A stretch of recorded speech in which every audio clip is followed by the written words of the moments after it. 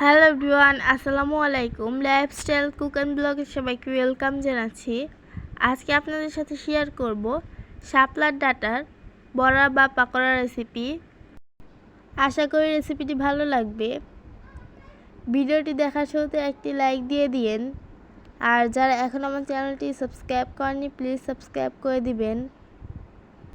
তার জন্য এইখানে প্রথমে নিয়েছি শাপলার ডাঁটা। শাপলার ডাঁটাকে এরকম করে কেটে নিয়েছি। তারপর নিয়েছি পেঁয়াজ কুচি, রসুন বাটা, হলুদের গুঁড়া, লাল মরিচের গুঁড়া, ধনিয়ার গুঁড়া আর নিয়েছি লবণ। তারপর শাপলার মধ্যে দিয়ে দিয়েছি আতপ চালের গুঁড়া।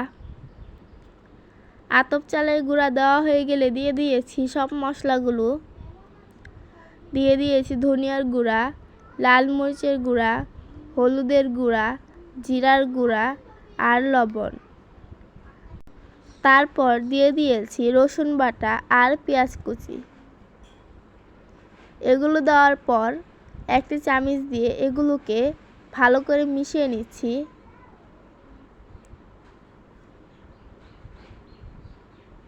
মেশানো হয়ে গেলে অল্প অল্প পানি দিয়ে হাত দিয়ে ভালো করে মাখিয়ে একটি ব্যাটার তৈরি করে নিতে হবে।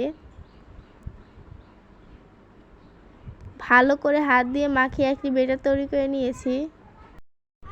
তারপর একটি ফ্রাই প্যানের মধ্যে তেল দিয়ে দিয়েছি। তেলটা গরম হয়ে আসলে শাপলার ওই ব্যাটারটা থেকে গোল গোল করে পকোড়ার মতো করে বা বড়ার মতো করে দিয়ে দিয়েছি। এক সাইড হয়ে আসলে অপর সাইডটাকেও ভেজে নিব। এরকম করে দুই সাইডই ভালো করে ভেজে নিতে হবে। আর শাপলার বড়াগুলো কিন্তু হয়ে গিয়েছে। এখন একটি প্লেটের মধ্যে নামিয়ে নিচ্ছি। আজকে শাপলার বড়া রেসিপি কেমন লাগলো অবশ্যই কমেন্ট করবেন। আর এটা খেতে কিন্তু অনেক মজা হয়েছিল, আপনারা বাসায় ট্রাই করতে পারেন। আজকের মতো ভিডিওটি এই পর্যন্তই। আল্লাহ হাফেজ।